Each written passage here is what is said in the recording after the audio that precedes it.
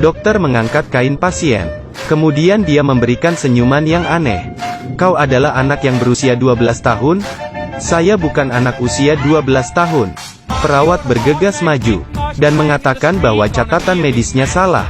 Tapi saat dokter mengambil catatan medis baru, masih merasa sangat panik. Dia kembali masuk ke kain dan memeriksa, tapi tidak melihat ada yang salah. Tak ada cara lain, dia terpaksa memeriksa di Google. Tapi tak sengaja dia membuka kameranya. Apakah kau mengambil gambar? Itu adalah selfie. Hari ini hari pertama saya. Dokter yang tidak bisa membedakan antara pria dan wanita, sebenarnya adalah alien. Beberapa hari yang lalu, dia datang ke bumi. Tapi tidak sengaja UFO-nya rusak, sehingga terpaksa dia berkeliaran di bumi. Saat berkeliaran dia masuk ke rumah seorang dokter, dan melempar dokter ke danau es. Kemudian ia bergemetar dan berubah menjadi dokter, tapi ingin menjadi manusia bumi ini. Tidak cukup dengan mengubah penampilannya. Dia harus berlatih berjalan dengan hati-hati, belajar senyuman dari majalah N, dan juga harus belajar menyikat gigi dengan sikat gigi, dengan mulut makan. Bahkan agar mempermudah komunikasi dengan manusia, alien juga harus belajar berbicara. Dia membuka televisi, kemudian belajar berbicara dari orang di televisi. Menjadi alien yang penuh penasaran. Bahkan dia belajar dari anak jalanan cara memberikan simbol jari tengah. Namun sebelum Harry selesai belajar, polisi menemukan dia, untuk membantu mereka memeriksa mayat. Harry awalnya ingin menolak, tapi agar tidak ketahuan, Harry pergi bersama polisi ke rumah orang itu. Begitu Harry masuk, dia langsung menghampiri mayat itu. Dari baunya diperkirakan dia sudah mati 6 jam. Tapi ini adalah orang hidup. Setelah menenangkan diri, Harry datang ke depan mayat asli.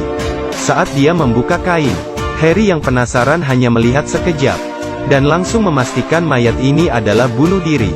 Setelah itu dia langsung ingin pergi. Wali kota tidak berhasil membujuk Harry untuk tetap tinggal. Hingga wali kota mengatakan harus melakukan otopsi mayat. Harry akhirnya menunjukkan ketertarikannya. Kembali ke ruang otopsi, Harry mengeluarkan otak orang mati. Dengan penasaran dia melihatnya. Tapi istrinya orang mati itu, tiba-tiba masuk. Harry langsung saja kebingungan. Harry mengira dia akan kehilangan pekerjaan. Tapi dia tidak menyangka wali kota akan menyuruhnya mengambil alih klinik kota keesokan harinya. Harry sangat tertekan. Kehidupan di klinik membuatnya tidak nyaman. Tidak hanya karena dia tidak mengerti kebiasaan anak manusia, namun dia juga mengira itu adalah monster yang tidak boleh dipegang. Dan dia juga tidak tahu tentang tai lalat di muka asistennya. Ada lalat di lehermu. Ini adalah tanda lahir. Dia sudah tidak tahan. Dia ingin segera kembali ke planet dia sendiri. Untungnya, pekerjaan di klinik tidak terlalu sibuk. Tiap hari sebelum kerja, Harry akan mencari UFO-nya di atas salju. Akhirnya dia menemukan sebuah bagian dari UFO. Alien ini tinggal di bumi ini sudah lama, dan juga menikah dengan seorang istri alien.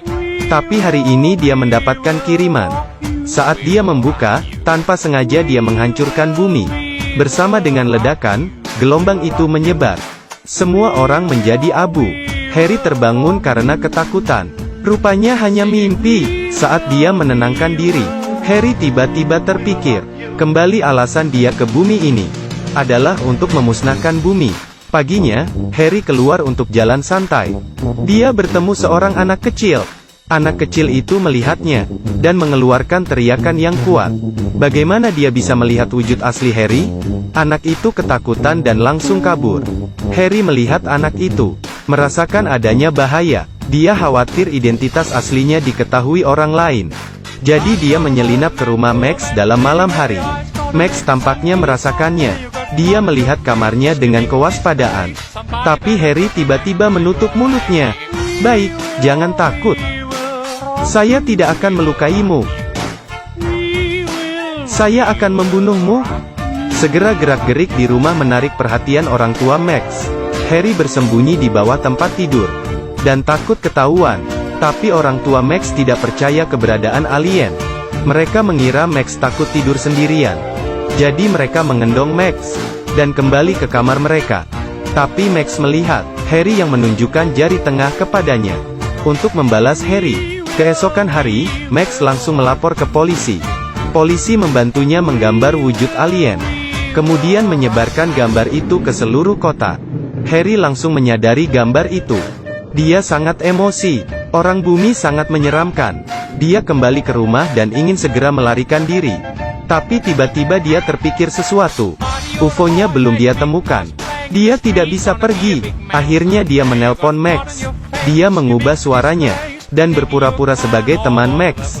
Dia ingin membohongi Max untuk membuang semua gambarnya. Tapi Max sangat pintar. Dia berhasil mengetahui kebohongan Harry. Harry sangat emosi. Dia berjanji akan membunuh Max. Cukup, saya akan membunuhnya. Dia memikirkan untuk membuat rumah Max meledak, atau Max terbunuh oleh piano yang tiba-tiba jatuh. Harry tersenyum dengan senang. Tapi dia tidak menyangka, Max bertindak lebih cepat daripada dia. Dia meminta orang tuanya untuk mengundang Harry ke rumahnya. Begitu dia memasuki pintu, dia memberi Harry pelukan hangat, sehingga mengusir niat jahatnya.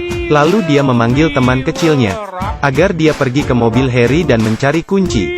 Mereka memutuskan untuk ke rumah Harry untuk mengeksplorasi jejak alien. Setelah mendapatkan kunci, temannya segera ke supermarket, untuk duplikasi kunci yang sama, agar temannya memiliki waktu yang cukup. Max terus-menerus menyeret Harry. Dia menunjukkan model yang dia buat, lalu membacakan puisi untuknya, hingga memeluk Harry dan tidak mau dia pergi. Menghadapi kelakuan Max ini, Harry tidak merasa aneh. Bahkan dia merasa, dia sebenarnya sangat menyukai saya. Saya adalah alien yang disukai manusia. Tapi dia tidak menyangka, keesokan hari, anak-anak menggunakan kunci duplikat dan masuk ke rumahnya. Mereka menemukan alat alien Harry. Mereka mencoba memegang barang yang aneh ini. Tapi barang itu membuat mereka terbang hingga pingsan. Harry baru saja pulang rumah dan melihat kedua orang pingsan di lantai. Dia melihat sekali dan mengetahui bahwa semua itu karena alat alien miliknya. Dengan gelisah dia memeriksa denyut nadi mereka, dan sedikit kecewa, agar tidak membuat masalah untuk diri sendiri. Harry membawa kantong dan membungkus kedua anak itu. Tapi sebelum dia keluar dari rumah, dia bertemu dengan seorang wanita. Wanita itu mengaku sebagai istrinya. Belum sempat dia menyelesaikan permasalahan ini, Harry terlebih dahulu mengantar kedua anak kecil itu pulang ke rumah mereka. Kemudian kembali ke rumah dan bertanya tentang asal-usul istrinya. Menghadapi pengawasan istrinya, Harry mengeluarkan senyuman yang sangat terpaksa. Istrinya bilang, sudah lama dia ingin bercerai. Tapi Harry terus mengulur. Dia memberikan surat ceria ke Harry.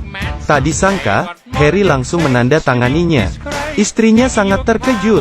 Kekejaman dan kedinginan Harry membuatnya sangat terharu, sehingga dia memutuskan untuk tidak pergi. Istrinya tidur di samping Harry. Harry sangat agresif, tapi kelakuan istrinya yang hangat membuatnya sangat nyaman. Keesokan harinya Harry terbangun dalam tatapan lembut istrinya. Tapi dia harus segera pergi bekerja. Saat dia ingin mengusir istrinya, dia tidak menyangka istrinya langsung menghampirinya di kliniknya. Karena di rumah dia menemukan baju tidur wanita. Istrinya sangat emosi di klinik, membuat Harry terdiam. Tapi saat malam dia pulang rumah, istrinya kembali menjadi sangat lembut. Wanita manusia memang sangat membingungkan. Istrinya membuatkan steak kesukaan Harry.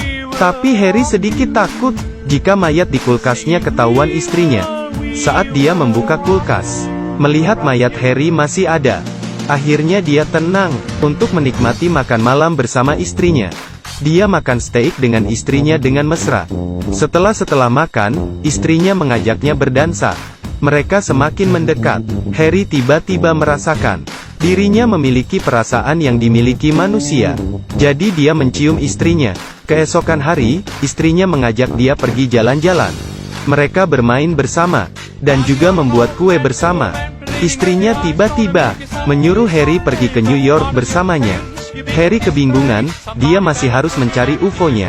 Dia tidak bisa terjebak oleh perasaan manusia. Jadi keesokan hari dia bangun pagi, dan membuat sarapan untuk istrinya. Tapi dia memberikan racun di kopi. Istrinya hanya minum sekali, dan Harry segera mencari bagian dari UFO-nya. Akhirnya dia menemukannya di tengah salju. Tapi Harry tidak tahu, keberadaan UFO-nya sudah diketahui oleh polisi. Polisi juga mengikuti jejak, dan membuat UFO yang sama persis. Untuk menyelidiki UFO itu, polisi menyuruh orang mengawasi di sekitar UFO itu. Malam itu, Harry diketahui oleh mereka.